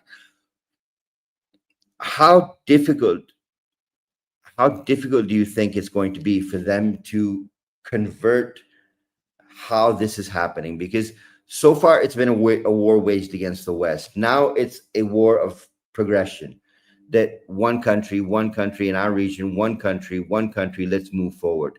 Like, one of the things that we understand is that people in Syria are getting fake passports from the Syrian government. They can also get fake passports from the Tajik government, from the Uzbek government, because they have their own assets inside. From there, they're going to Libya. In Libya, they're getting a new passport there with a new name, and then they're flying onwards into the West. It's like they've started the money laundering, the body washing system has started right here in the regional groups. What countries do you think are the most at risk around Afghanistan that could fall next? I mean, Syria's gone there after Pakistan, but what country do you think is what countries or country do you think is going to be the next target for the Al-Qaeda Islamic State war, the war machine that started? Yemen. Don't you think Yemen's already gone with the Houthis? Well, there's a civil war between the Houthis and the government, that the STC coalition. So I don't think it's quite fallen yet. I think the Yemeni government still has an opportunity to put this down if they wanted to. But once again, I think the challenge lies in, and I hate to keep going back to this sounding like a broken record, the CIA needs to keep its fucking nose in its own backyard. Yeah. Because, I mean, this is what they do. They go around the world stirring up shit and say, I didn't do it. Well, this whole thing, I mean, I'm sorry to interrupt, but this whole thing started because, and we had this conversation in one episode back with Chris, the CIA does something not thinking forwardly as what could happen because of this. And that's exactly where we got these jihadis from. You in 1979, I'm sorry, 1981, 82, 83, USAID paid the University of Nebraska, Omaha, to create jihadi textbooks that were used to teach jihad to Afghani refugee children who were in the refugee camps in Pakistan. Those books are still used today by Al-Qaeda, Islamic State, and all of the affiliates. And that was a CIA move that, well, we need to defeat the Soviets, so we need to create a military force. But you're not looking beyond what happened, what could happen from this. The only reason I brought that up was that I wanted to build into your point, was that the CIA needs to keep their hands off of all of the things that they're doing, because they create a problem and they have no way out of it. And go ahead, S2. Sorry for the interruption. Well, they're out of control. I mean, the CIA's been out of control for a long time, and I honestly don't have an answer of how to stop it, other than for Trump and Tulsi Gabbard to step in and say, enough, it's enough, and just disintegrate the entire organization. Because that was Kennedy's plan as well. I mean, Kennedy wanted to break up the CIA into millions of pieces, if you remember. Yeah, he was not wrong. I mean, the CIA has become something other than what it was actually supposed to be. And I think it's too far gone. I think the people that are, first off, the CIA is not driven by the U.S. government. The CIA is driven by people that are in power with money around the world that we will never know their names. Yeah. I mean, we get little drips and drabs of them every now and then, but that's who they're controlled by. They're not controlled by our government. They don't answer to anybody other than the people that give them their slush funds. Yeah. But how do you think, again, this is a really nasty question, but how much do you think it's going to affect the U.S. when the jihad becomes real inside the United States? Because thus far, you guys in the U.S. have only seen videos and TV, it's on TV news. When this actually comes down onto your streets, and the pro-Palestinian protests was a taste, but it was not a full spoonful of what jihad really looks like. What's the U.S. reaction going to be when the jihad kicks off in the United States? I think there will be a military reaction. It's one of the reasons why I think the National Guard is being deployed all over the country right now. I don't believe that this is just in response to crime. If it were me, doing this, I could deploy the National Guard. It would make it very easy to intermingle special operations forces into those factions around the country, and to be able to put this down. And essentially, what I see the jihadis, I see the communists, I see the nihilists, I see them all as the fifth column. Yeah. And what I'm seeing here is actions that, if it were me, I would take to preempt the fifth column's next course of action. But that's me. Right. But okay, then I come back to the question. You don't have just the CIA operating inside the U.S. You've got Tulsi Gabbard with the National Intelligence. You've got Defense Intelligence. You've got the Pentagon. You've got military. You've got SecDef. How is it that these things are being allowed to happen and no one's reacting? I understand. I agree with you that the National Guard is a cover for something else.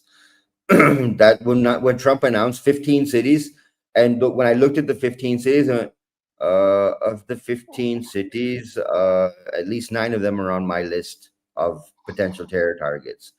So I understand what you're saying there, but why is there not a more active move? Trump's approval rating is outstanding when it comes to handling immigration. Trump's approval rating on handling crime is fantastic. Why is he not doing more to give the American people more peace? Because it's almost like you're rolling out very slowly, and the slower you roll out, the potential of this war that we're talking about in the U.S. kicking off becomes much more difficult to control. That. What do you think Trump has something that is binding his hands, and that is our Constitution. He is very much an adherent to the Constitution. He's very much an adherent to our laws that are governed by our Constitution.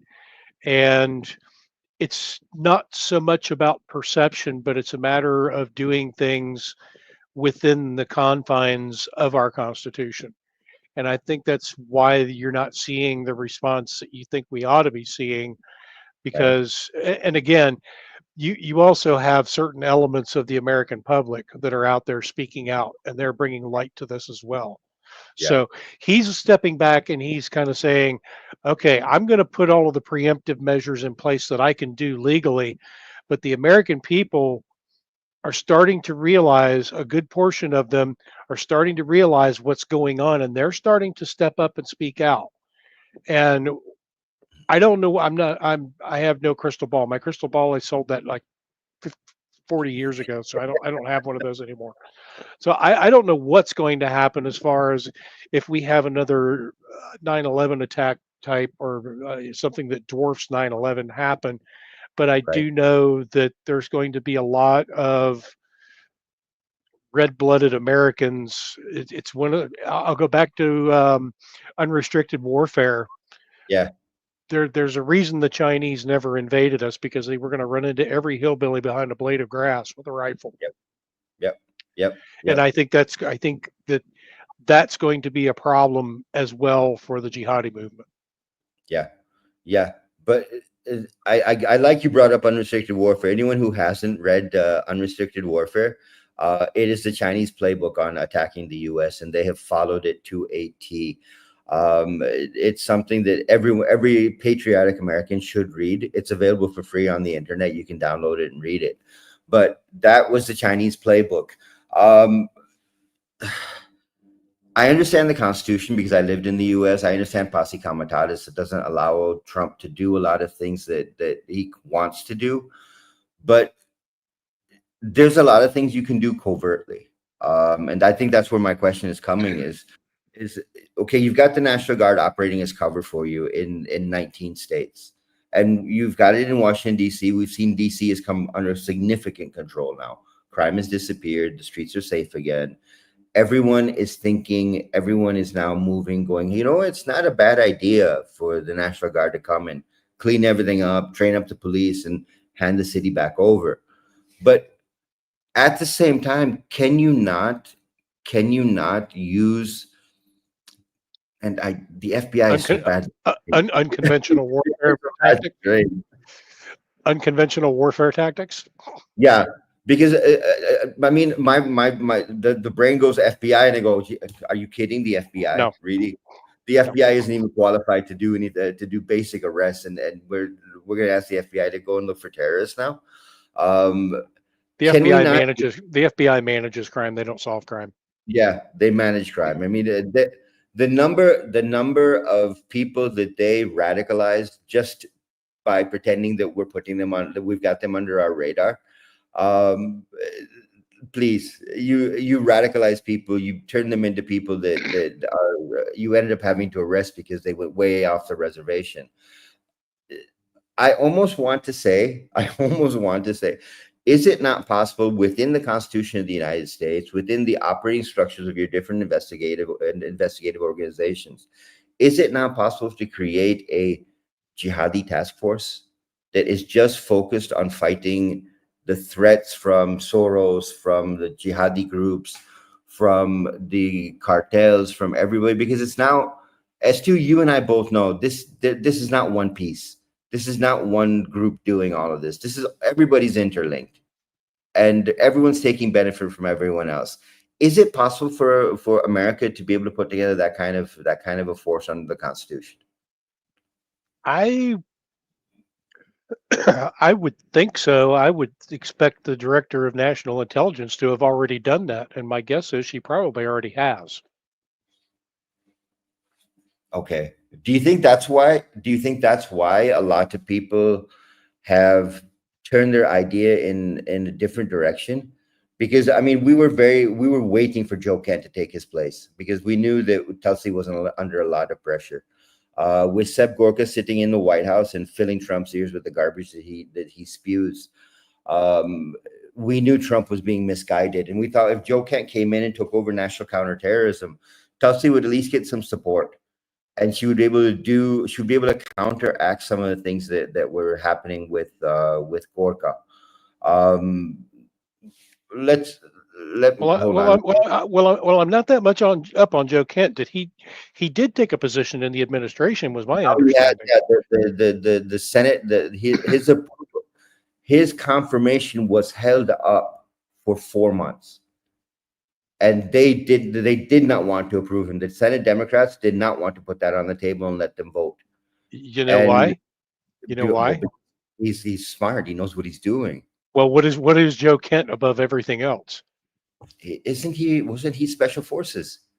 Green Beret, yeah. Yeah. What do Green Berets do? They kill. No. Green Berets go in and run covert operations in nations. Yeah. Which is where my question comes from. Now Tulsi's got that support she needs. I'm gonna apologize before I do it, but Seb Gorka really needs to go. He is filling Trump with a line of thinking that is going to hurt America. It's going to hurt America in a way you're not going to be able to recover. Because from my point of view, if you were to look for the perfect plant, the perfect foreign agent that could operate, that's Seb Gorka. And yep. I think Gorka's an MI5 plant anyway. Yeah, I don't want to go flat out and say, yeah, he's a plant, but come on. You're not fit for the role you're in, and you start talking the way you do, that the Taliban we can trust, and the Taliban we can support, and the Taliban we can do this. And the fact that he sat at the Heritage Foundation, one of the most conservative think tanks in all of Washington, D.C., and said, our priorities align with the Taliban's priorities, our objectives align with the Taliban's objectives, and you spewed this out in front of one of the most conservative think tanks in all of DC. What are you telling Trump behind the scenes? And I have a lot of problems with it, because when Donald Trump is being told something, and a lot of people said to me that Donald Trump does not like people that disagree with him. Gorka is someone that will feed you everything you want to know and every flavor you want to know. And how much has that polluted Trump's understanding of what the jihad is, what the jihad is right now in the U.S.? I don't think it's polluted his understanding at all. I think Trump bases look, he fired Gorka in the first Trump 1.0. Okay. Yeah. He understood there was some bullshit going on there. So he fired him. And the fact that he's been brought back in now, once again, goes back to my theory that he is putting him in a position to expose himself. And you know, these people with these giant ass egos, when you put them in those positions, they're going to go out there and they're going to shoot their mouths off all they want to. And they're Yeah. just going to say whatever they want to say. And that's what Trump has done continually with a lot of these folks, is let them talk, let them hang themselves. Yeah. Yeah. But that's what a lot of people are saying. That's what they did with the White House chief of appointments. Trump got tired of him, didn't want him around anymore, so he made him the ambassador to India. Well, where do politicians go to die? Yeah, ambassadorship. You send them up to an embassy in a third world country, or in Antarctica. Yeah. One thing I want to talk about it, and I see it in the comments coming through. You guys are all talking about the state of Michigan, and how the Islamic population there has grown. When I was still living in the U.S. 25 years before now, that was the largest population of Muslims in one place outside the Middle East. That's not something new. That it's just become more radicalized. Dearborn Heights is, if you drive through Dearborn Heights, you will see signs in Arabic. You have the English sign as well, but you have a sign in Arabic as well. And you have to understand, Dearborn Heights has always been the largest Muslim population outside the Middle East. And that's a huge thing to say. Now you've got Epic City building. You've got Muslim Brotherhood spreading around and building their goal. And I still don't understand why it's taken so long to declare them a terrorist organization. When the Middle East has already done it, why have you not done the same thing with the Muslim Brotherhood in the US? You have to understand that when Muslim Brotherhood is the front for Hamas and Hezbollah, what just went on in Detroit with the Palestinian conference was all Muslim Brotherhood funding. And every person that was on that stage has some tie to the Muslim Brotherhood. It's just very interesting that they ran a 3-day conference, and all they did was bash the US. All they did was talk about how they need to take the US down. Just question stupid person on this side of the board. If you hate America so much, why don't you buy a plane ticket and go back to the country you came from? Better yet, why don't we just deport them? Well, I mean, look, as to deporting is the U.S. kicking them out. If you're going to sit and complain and scream and yell about how bad the country you're living in is, and you're a migrant there, why don't you buy a ticket and go home? Yeah, it's an influence operation for sure. That's what the Muslim Brotherhood has been run on for ever since they've been in the United States, and what they do from abroad. I mean, hell, those cowards are sitting over in Qatar. They won't even actually bring their leadership. Well, they are bringing their leadership over here. Never mind. Well, what do you think about the Qatar situation? I mean, we all know that they're pumping money in and they're doing this, but they're good friends of the administration. I'm not going to mention who they're friends with in the administration, but what do you think about the Qatar position in the Trump administration? I don't really have an opinion at this point. I haven't even really looked at it, to be honest with you. I've been more concerned with how the geopolitical chess pieces are being moved around, how all of the useful idiots are being moved around. I tend to look more at things from a historical point of view and at a street level. And that when I can do that, then it gives me a good overlay that I can take a map and I can overlay that onto all of these different groups. Like you said, this Palestinian summit that they had, what was it, a couple of weeks ago? I think we were talking about mapping out all of the political web within our government, and I pulled up a list of 100 entities that are affiliated with the Muslim Brotherhood, and I look up the Palestinian Summit, and I'm like, yep, that one. We're all there. Every one of them was there. Which is why I come back to the first Trump administration. They tried to ban the Muslim Brotherhood. Secretary Rubio has said we are going to put the Muslim Brotherhood on the terrorist list. How hard is it to really do? Is it not just a signature from 5 different people inside intelligence and inside the White House that adds them to the terror list? Nope, it has to come through Congress. Really? Yep.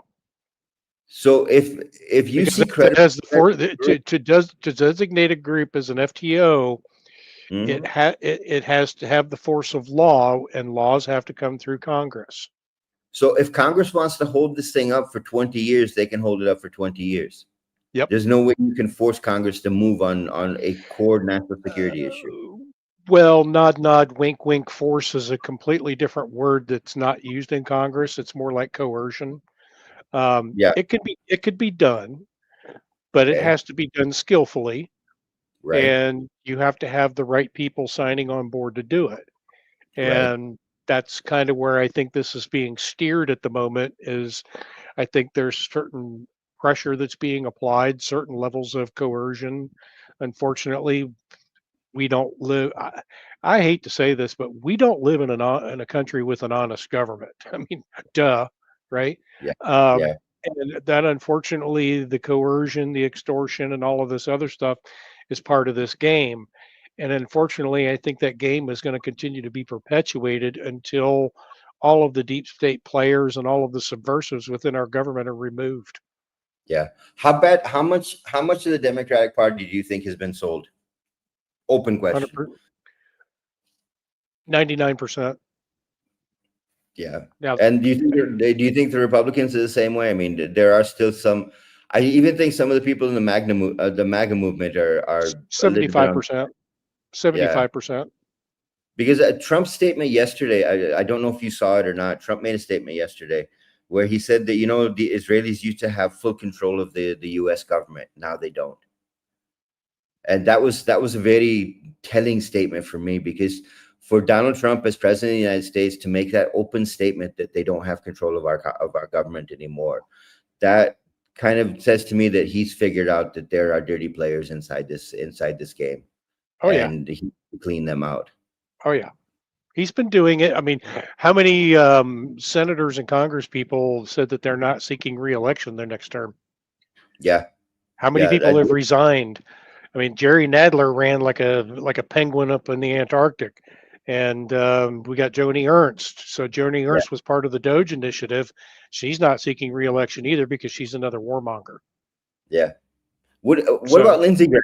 I mean, isn't it time for Lindsey Graham to finally retire from politics? Dude, I really wish that deviant would.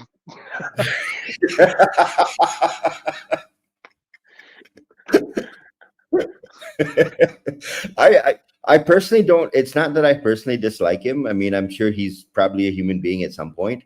But I don't think he's seen a war that he does not like. No. Him and Ted Cruz. I mean, there was a reason Ted Cruz was pushing. There was a reason Ted Cruz was pushing the F-35, because Ted Cruz was invested in the company that makes them.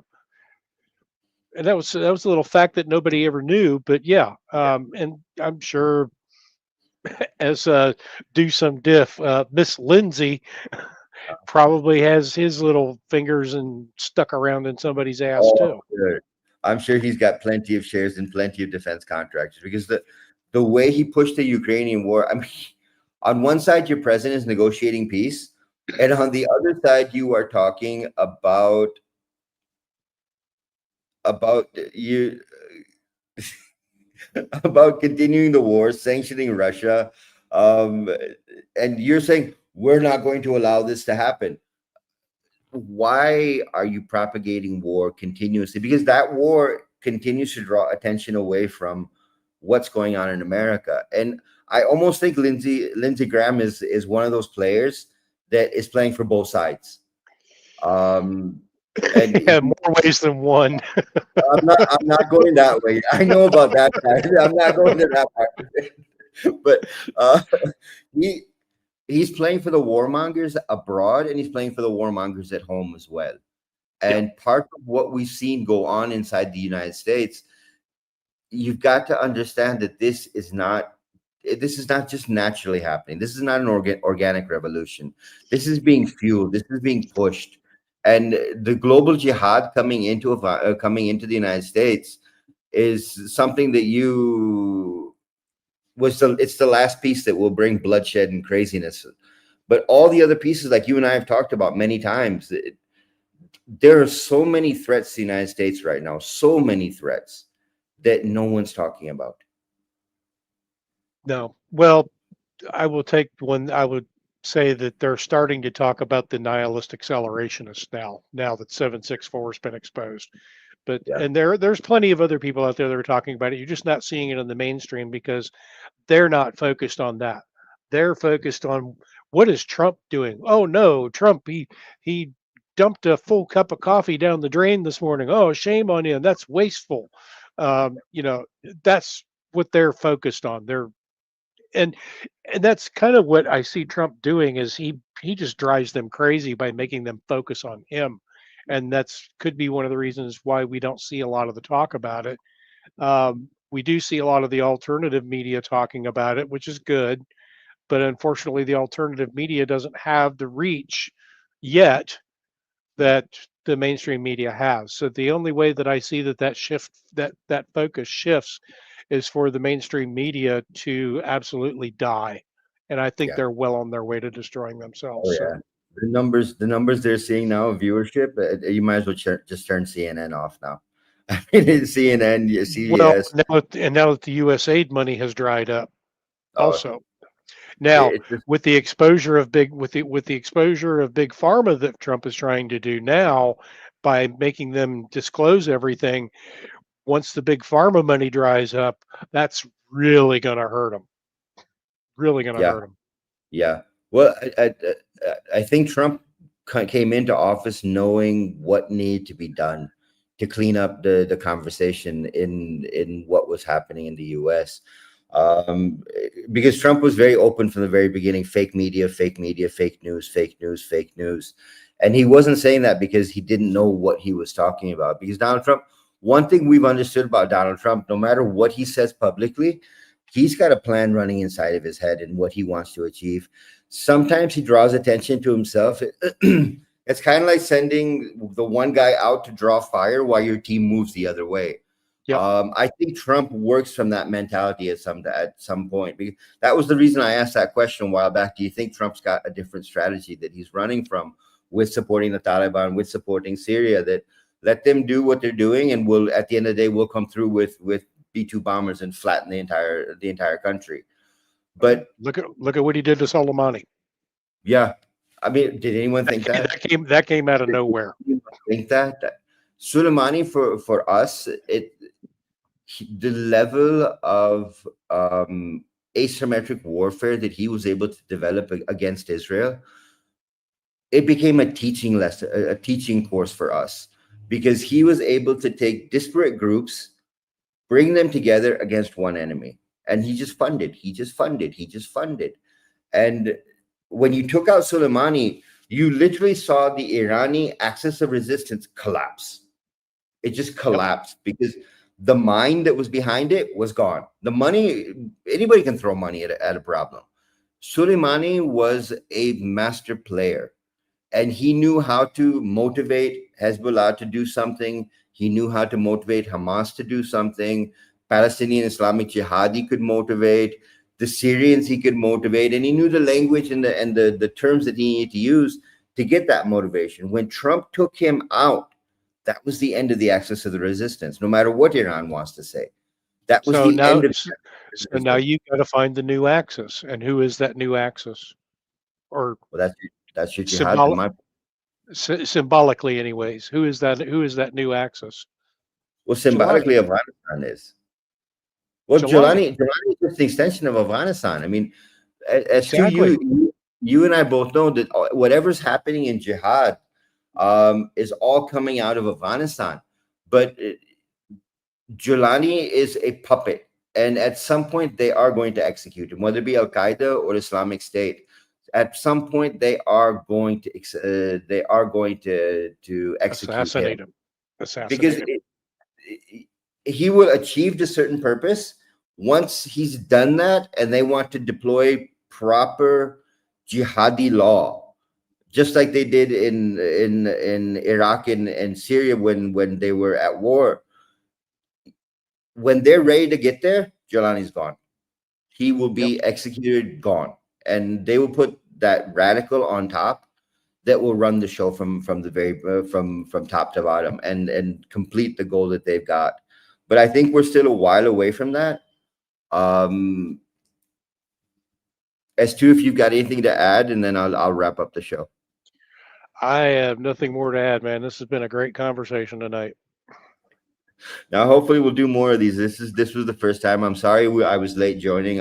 We had, again, those of you who joined late, we had a couple suspicious individuals in our area.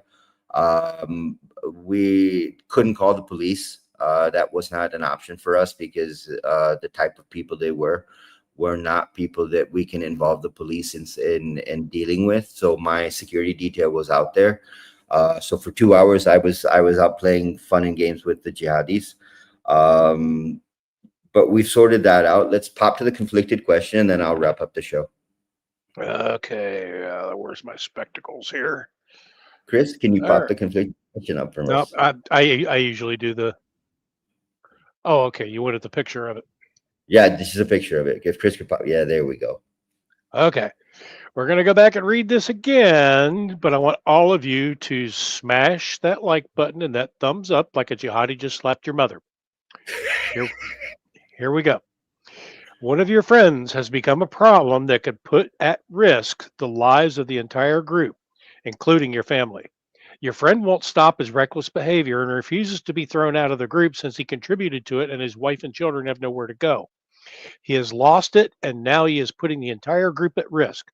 But no one has the heart to deal with this but you. You tried to have a serious conversation, but that still didn't work. How would you handle this situation and why? Okay. Khalid, I'm going to let you answer this question. All right. Okay. Now we've had this problem, and we've dealt with this problem before. Once we've talked to you and you haven't listened, and we've talked to you again and you haven't listened, we like to take you out to a field and say, well, it was nice knowing you, and here's a bullet for you, and lead poisoning, and you're done. Game over. Because if he's a risk to you, he's going to be a risk to someone else. And at some point, you cannot just let people walk away. You cannot let people walk away. And certain people, like this guy, if he's become a problem for you, and your group has tried to talk to him, people have tried to talk to him, people have tried to bring him back into not being a troublemaker, and you're still a troublemaker, then there's only one option left. Okay. So my thoughts on this, because I have no context as to what the behaviors are that we're talking about here. Yeah. My thought on this is you take the group and you form a council, a jury, if you will, Right. or something more like a star chamber. And you have this discussion amongst your council members, and you take a vote what to do with this guy. So you want to play Survivor Island with him? No, not necessarily. I think that a decision needs to be made as to what to do. But the problem that you have is that you have his wife and his children, and eventually someday those children are going to grow up, and they're going to remember the actions that were taken against their family. We're in that situation kind of right now. So you need to have more than one person just making a snap decision. You need to make a very careful and calculated decision on how you're going to deal with this problem.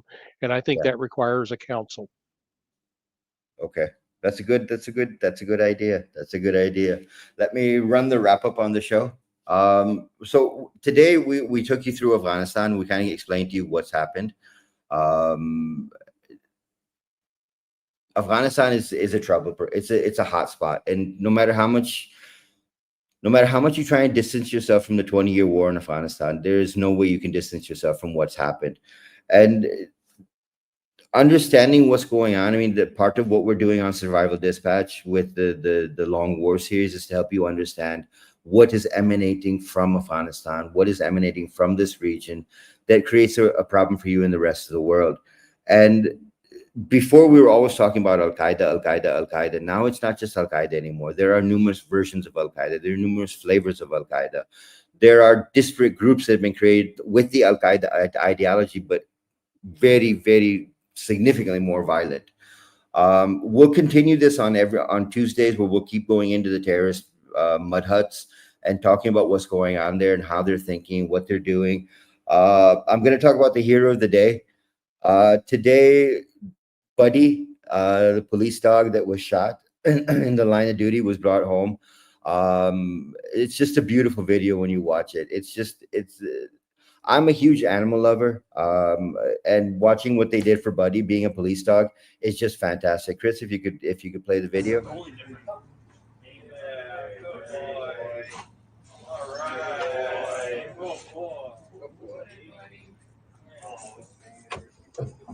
Oh, you are flat.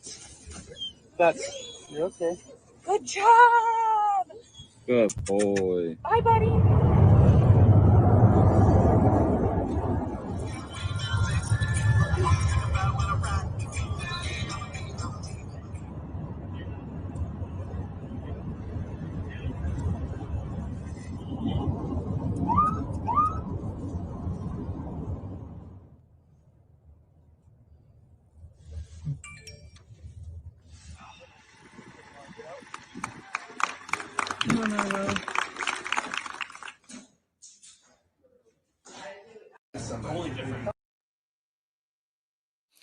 So that's Buddy. It's great that he was welcomed home by all of his fans and friends. The video of the day.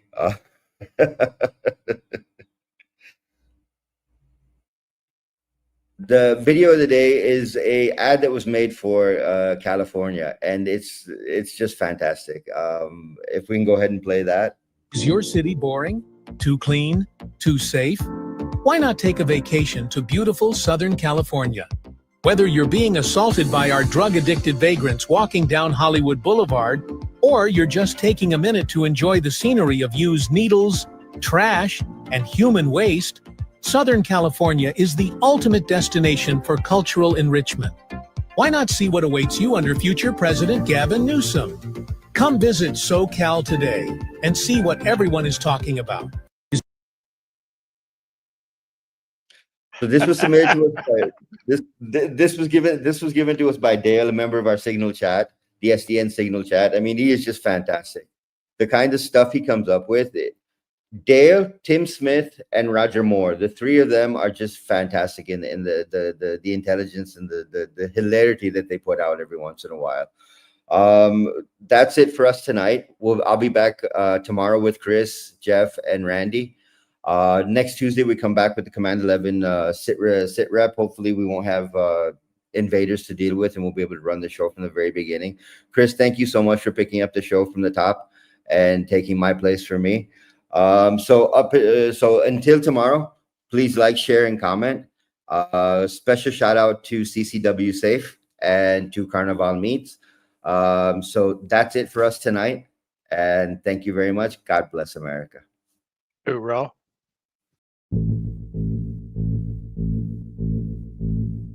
Okay, enough is enough.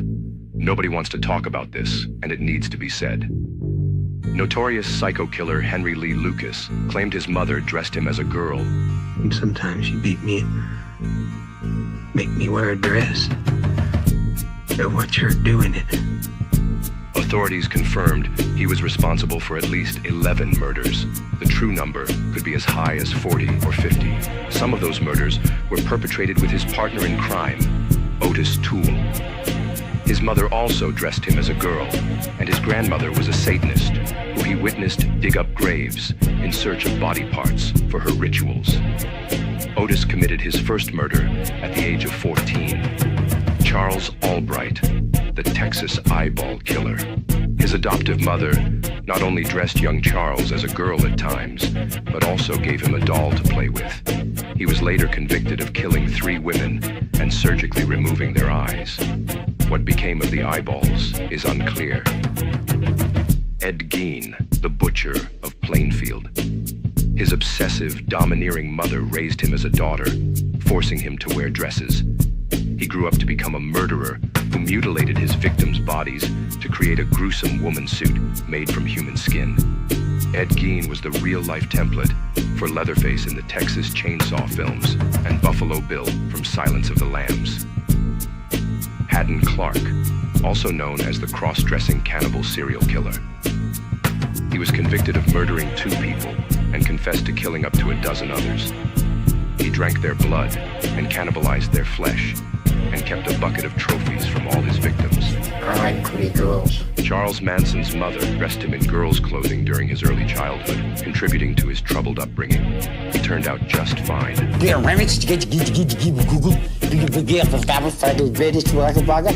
Psychologists decided to apply their findings to an entire generation of Americans by promoting transgenderism in movies, TV shows, popular music, and especially in public schools. The results speak for themselves. In Minneapolis, Minnesota, a boy who pretended to be a girl walked into a Catholic school during morning mass and shot 20 people, killing 2. In Denver, Colorado, a girl dressed as a boy went into Highlands Ranch School with an accomplice and shot 6 students. In Aberdeen, Maryland, a girl pretending to be a boy went into a Rite Aid with a Glock handgun and opened fire, murdering 4 people, including herself, and injuring 3 others. In Philadelphia, Pennsylvania, a cross-dressing man shot randomly at people and occupied cars, killing 4 more people and wounding 4 others. In Nashville, Tennessee, a girl pretending to be a boy went into a Christian elementary school armed to the teeth and fired 152 rounds, killing 6 students and injuring 2 before being neutralized by law enforcement. There are many other random acts of violence by deranged cross-dressing weirdos. This is a feature, not a glitch. Transgenderism is evil incarnate, and it must be thoroughly rejected in order for us to become a proper country again. This has been another public service announcement, paid for by the Dilly Meme Team.